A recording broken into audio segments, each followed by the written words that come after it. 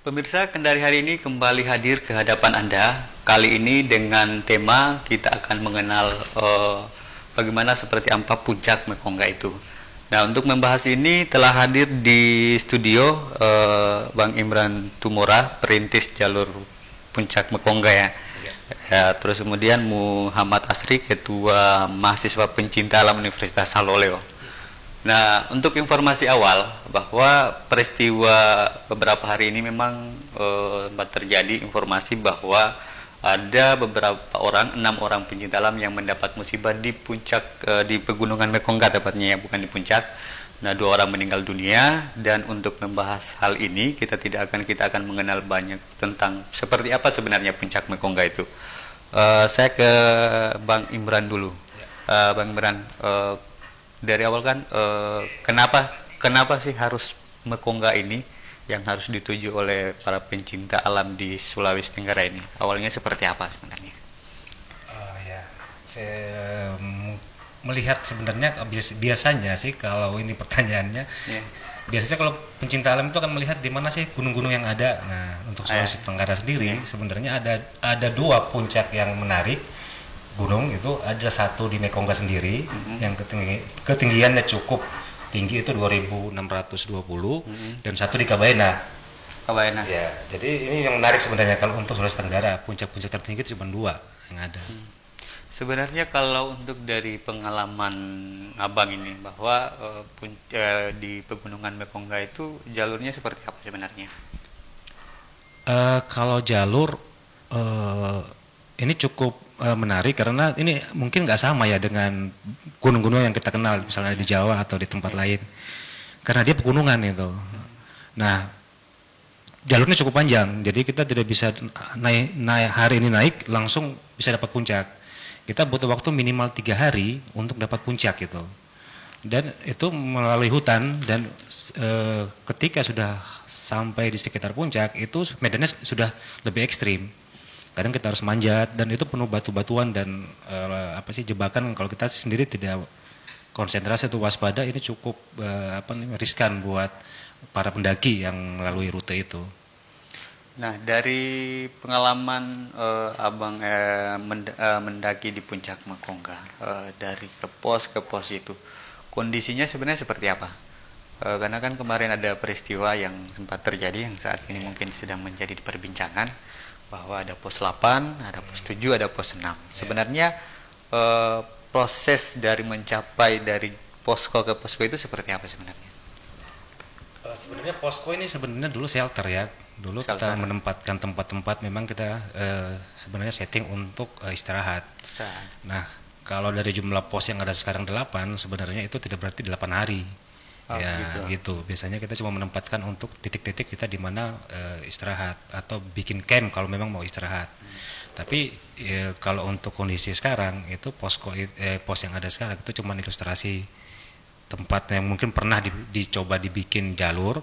Nah, kalau sekarang kan orang mendaki Mekongga itu cuma 3 pos sebenarnya. Jadi pos terakhir itu sudah bisa ke puncak itu.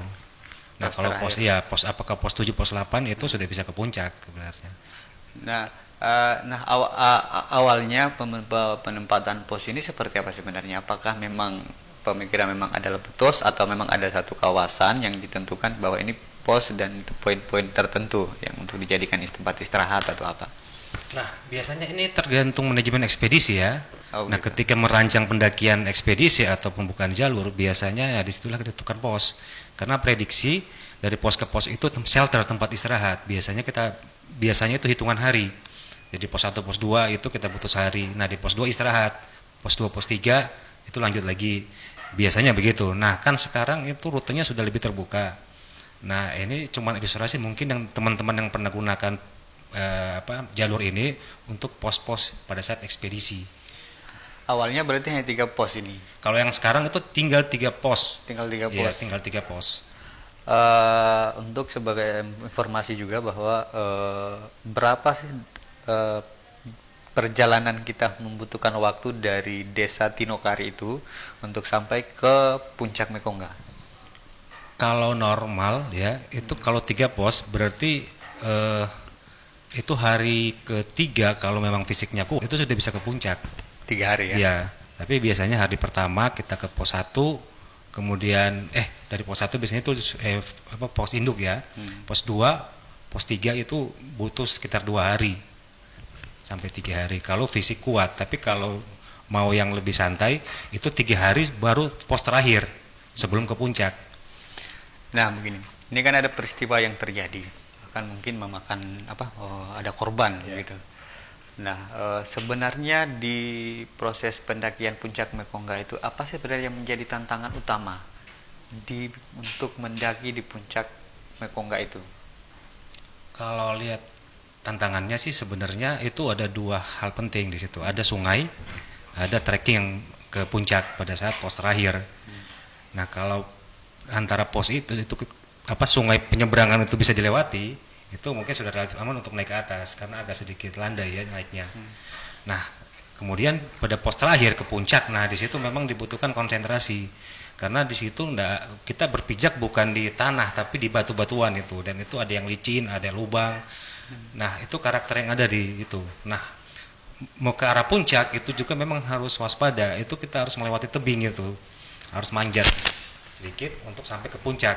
Nah di puncak itu kan tidak datar dia saya nggak tahu jenis batuan apa, tapi itu cukup tajam sebenarnya. Kalau jatuh sedikit saja sudah cukup bisa membuat luka itu sebenarnya, apalagi kalau kaki masuk ke sela-sela batu itu bisa mengakibatkan lebih fatal sebenarnya.